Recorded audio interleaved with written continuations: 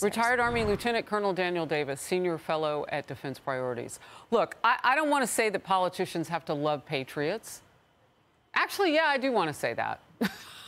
And so I'll just say that. What's going on with the president? Why can't he say those words that Jack, you know, why don't we have a schedule of how he's going to honor these? And by the way, this is Iran's MO. They've been hitting us for years through proxies, but for the last 3, they didn't. So, Colonel, what changed in the last 3 years that Iran now decides, oh, yeah, this is on through the people that we hire, those killers? Well, I mean, I think it's self-evident that they're not concerned about a retaliation so far. And look, as I've been saying on your show many times, you know, it is absolutely the #1 priority of America to avoid getting sucked into any war in the Middle East. Going to war with Iran would not be in our interest. But that said, I think that it was a huge red flag, which you just raised a second ago, that there have been 165 attacks against our forces in that area since the 17th of October and 15 pinprick one-off strikes. That doesn't deter anyone. It should have been self-evident after the first one. I'm all for not escalating into Iran. And as I also say all the time, we should have gotten those troops out of there because they serve no value to America. They're just a strategic vulnerability that could get us drawn into a war.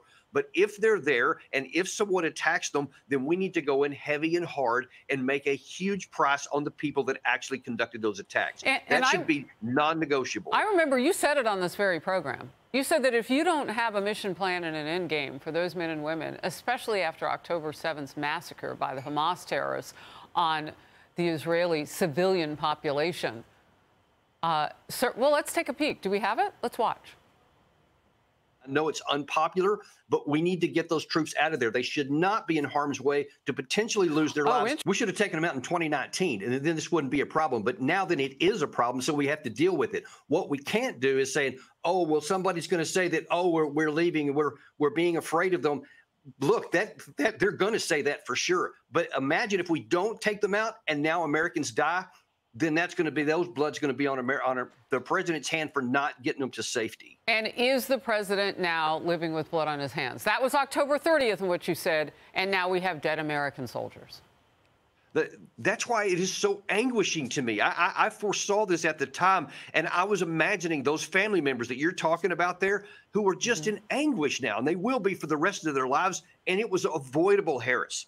We could have avoided that if he had just taken action then to move them. You don't have to abandon the place. You just have to move them out of those vulnerable spots like Tower 22, these little dots in the desert, to move them to more defensible locations where we still have the full access and range of our power. Instead, they did nothing. They didn't move anybody. And even now, they're talking about striking Iran, but they're not talking about getting the rest of the troops out of vulnerability. Well, and this false flag by Representative Jim Himes and maybe others, he's a Democrat from Connecticut, who said during Jackie's report, you know, oh, it's not good to be killing Iranian civilians.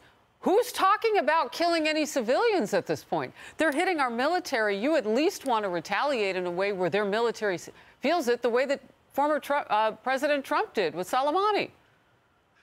Look, the U.S. Constitution and the 1973 War Powers Acts prohibit the president from just taking unilateral military action against Iran, for example, unless they can be shown as directly attacking a military personnel. But it expressly gives him the authority to destroy anybody who attacks our troops. So he does have that authority. So he should utilize that against the people that perpetrated that attack and do it hard. Right. And I mean, even the administration has said backed, trained, paid for by Iran. So if you hit those groups hard, Iran gets a message too. We hope, I mean, it's so far into this thing, we'll have to see what happens. Secretary of State Antony Blinken with a chilling assessment of the current situation in the Middle East. Colonel, let's watch. Very important to note that this is an incredibly volatile time in the Middle East. I would argue that we've not seen a situation as dangerous as the one we're facing now across the region since at least 1973, and arguably even before that. Your reaction to that, Colonel Davis? Okay, let this make sense to me. Make this make sense somehow. You just accurately said that this is the most volatile situation in the Middle East in a half a century, but we've done nothing. We're not removing our troops. We're not making them more secure. We're not taking any action here at all. We've only taken 1 out of 10 or 12 attacks. We've done nothing on the rest of them. That doesn't belie a government that recognizes the seriousness of the situation and then will take decisive action. That's what I want to see. I want to see our troops protected like the president is supposed to do, and I want to see him keep our country safe and not get us drawn into a war in the meantime. Let's see some action to match those words. Yeah. I mean, this seems like an epic case of miscalculation on the part of this administration and this White House. They have to start to do better than what we did pulling out of Afghanistan immediately. Agreed.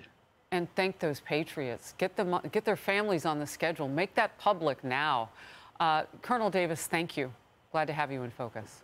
Hey everyone, I'm Emily Campagno. Catch me and my co-hosts Harris Faulkner and Kaylee McEnany on Outnumbered every weekday at 12 p.m. Eastern, or set your DVR. Also, don't forget to subscribe to the Fox News YouTube page for daily highlights.